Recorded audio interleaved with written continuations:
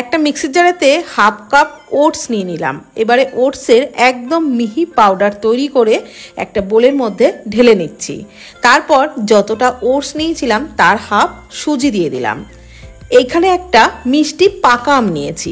এবারে আমটাকে ছোট ছোট টুকরো করে কেটে নিয়েছি। আমের টুকরোগুলোকে একটা মিক্সির জারেতে নিয়ে একদম জল ছাড়াই আমের পাল্পটা তৈরি করে নেব। তারপর ওই আমের পাল্পটাকে ওটস আর সুজির মধ্যে দিয়ে দিলাম।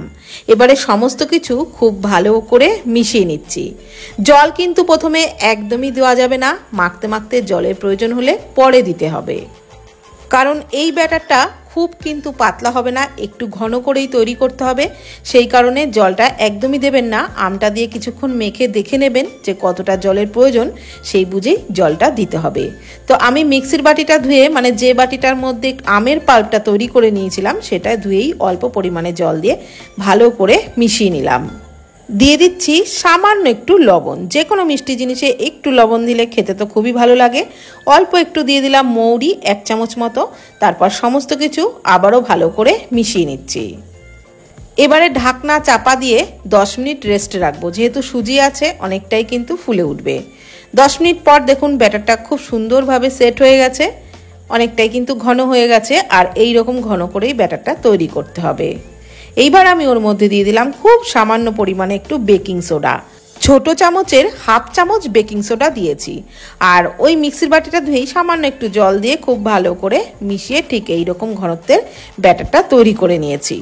বন্ধুরা, হালকা খিদে মেটাতে বা বাচ্চাদের স্কুল টিফিনেও এই রেসিপি কিন্তু বানিয়ে নিতেই পারেন। একদম অল্প উপকরণে দারুণ টেস্টি রেসিপি। তো খুব ভালো করে এইভাবে একটু ফেটিয়ে নেব, তারপরে কিন্তু রেসিপিটা বানাবো। আর যেহেতু ওটস আছে তো রেসিপিও কিন্তু দারুণ স্বাস্থ্যকর। এইবার আমি ফ্রাইং প্যানের মধ্যে অল্প একটু ঘি দিয়ে দিলাম। 2 চামচ মতো ঘি দিয়েছি। ঘিটাকে ভালো করে গরম করে নেওয়ার পর যে ব্যাটারটা তৈরি করে রেখেছিলাম সেটা হাতে অল্প অল্প পরিমাণে এইভাবে দিয়ে দিচ্ছি। আর গ্যাসের ফ্লেম কিন্তু লোতেই আছে। ওপর থেকে দিয়ে দিচ্ছি কয়েকটা করে কিশমিশ। কিশমিশ দিলে খেতেও যেমন ভালো লাগবে, দেখতেও সুন্দর লাগবে। তো কিশমিশটা কিন্তু অবশ্যই করে দেবেন। এইবার ঢাকনা চাপা দিয়ে একদম লো ফ্লেমেই 1 মিনিট মতন ভেজে নিয়েছিলাম। তারপর ওপরটা ড্রাই হয়ে আসলে একটু করে ঘি দিয়ে দিলাম সামান্য করে। এইবার উল্টে নিয়ে অপর পাশটা 1 মিনিটও কিন্তু ভাজতে হবে না, তার থেকে কম টাইমেই রেডি হয়ে যাবে। তো সবগুলোকেই উল্টে নিলাম। তারপর ঢাকনা চাপা দিয়ে 1 মিনিটেরও কম কিন্তু ভেজে নিয়েছি। এইবার এগুলোকে উল্টে দিচ্ছি। আর বেশি ভাজলে কিশমিশগুলো পুড়ে যাবে আর প্যানকেকগুলোও কিন্তু পুড়ে যাবে। তো একদমই লো ফ্লেমে ভাজবেন আর একদম অল্প টাইমেই কিন্তু রেডি হয়ে যাবে।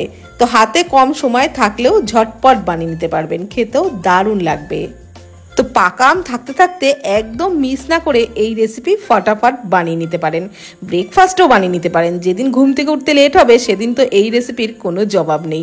তাড়াতাড়ি হবে, খেতেও দারুণ লাগবে। আর ভিডিওটি ভালো লাগলে প্লিজ কমেন্ট করবেন। ধন্যবাদ।